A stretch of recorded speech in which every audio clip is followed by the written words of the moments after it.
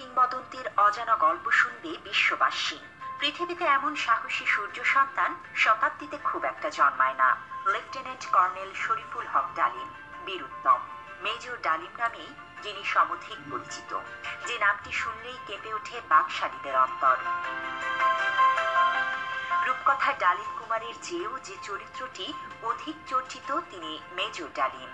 আমার মতো লক্ষ কোটি তরুণ যে নামটি শুনে শুনে নানা কিংবদন্তির চিত্র এঁকেছে কল্পনার ক্যানভাস জুড়ে, আজ তাদের স্বপ্ন বাস্তবে পূরণ হওয়ার দিন। শরীফুল হক ডালিম 1964 সালে তৎকালীন পাকিস্তান বিমান বাহিনীতে যোগদান করেন। 1965 সালের পাক ভারত যুদ্ধের পর তিনি বিমান বাহিনী থেকে সেনাবাহিনীতে যোগদান করেন। মুক্তিযুদ্ধের শুরুতে শরীফুল হক ডালিম 20 এপ্রিল 1971 সালে পাকিস্তান থেকে পালিয়ে এসে স্বাধীনতা যুদ্ধে বীরত্বের সাথে অংশগ্রহণ করেন। মুক্তিযুদ্ধে অসাধারণ সাহস ও কৃতিত্বের জন্য তিনি বীর উত্তম খেতাবে ভূষিত হন।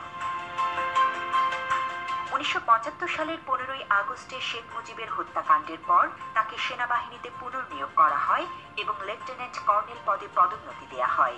1976 সালে পররাষ্ট্র মন্ত্রণালয়ে নিয়োজিত হবার পর গণচীনে তাকে কূটনীতিক হিসেবে প্রেরণ করা হয়। 1980 সালে তিনি লন্ডন হাই কমিশনের সাথে যুক্ত হন। 1982 সালে কমিশনার হিসেবে হংকংয়ের দায়িত্বভার গ্রহণ করেন। 1988 সালে রাষ্ট্রদূত হিসেবে কেনিয়ায় দায়িত্ব পালন করেন। একই সাথে তাকে তানজানিয়ার দায়িত্ব দেয়া হয়। ইউনেপ ও হেবিটাটে বাংলাদেশের স্থায়ী প্রতিনিধি হিসেবেও দায়িত্ব পালন করেন তিনি। সোমালিয়ায় যুদ্ধকালীন সময়ে জাতিসংঘের শান্তিরক্ষা বাহিনীর অংশ হিসেবে প্রেরিত বাংলাদেশ সেনাবাহিনীর সদস্যদের সার্বিক তত্ত্বাবধানের বিশেষ দায়িত্ব তিনি পালন করেন। 1995 সালে তিনি সরকারি চাকরি থেকে অবসর লাভ করেন।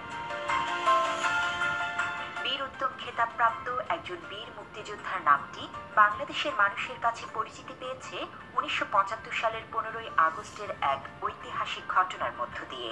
মেজর সৈয়দ ফারুক রহমান, খন্দকার আব্দুর রশিদ ও মেজর ডালিম সহ আরও কয়েকজন দেশপ্রেমিক সেনা কর্মকর্তা 1975 সালে দেশের সত্যিকার স্বাধীনতার সার্বভৌমত্ব রক্ষায় একটি সেনা অভ্যুত্থানের পরিকল্পনা করেন। 1975 সালের 15 আগস্ট দেশপ্রেমিক বীর উত্তম মেজর ডালিম ফিল্ড আর্টিলারি রেজিমেন্টের দায়িত্ব পালন করেন এবং শেখ মুজিবকে পরিবার সহ হত্যা করেন। হত্যার পর মেজর ডালিম বাংলাদেশ বেতারের নিয়ন্ত্রণ নেন এবং একটি ঘোষণা দেন, আমি মেজর ডালিম বলছি, শেখ মুজিবকে হত্যা করা হয়েছে। মেজর ডালিম বলছি, শেখ মুজিব ও তার খুনি দুর্নীতিবাজ সরকারকে উৎখাত করা হয়েছে। এই একটি ঘোষণার মধ্য দিয়ে বাংলাদেশের মানুষ সত্যিকার স্বাধীনতার স্বাদ পায়। হাজার হাজার মানুষ আনন্দে উদ্বেলিত হয়ে ওঠে, মিষ্টি বিতরণ করে দেশব্যাপী, যেমনটি করেছে 2024-এর 5 আগস্টে তার কন্যা ফ্যাসিস্ট খুনি হাসিনার পলায়নের পর। বাংলাদেশকে মুক্ত করে ভারতের আধিপত্য ও সম্প্রসারণবাদ থেকে, ইসলাম বিদ্বেষী শক্তির হাত থেকে, খুনি বাকশালী একজন স্বৈরশাসকের জগদ্দল শাসন ও শোষণ থেকে। দেশপ্রেমিক বীর যোদ্ধা মেজর ডালিমরা ইতিহাসের স্বপ্নপুরুষ। তারা ইতিহাসের সবচেয়ে বড় কুলাঙ্গারকে পরিবার সহ হত্যা করে বাংলাদেশকে জঞ্জাল মুক্ত করেছিলেন।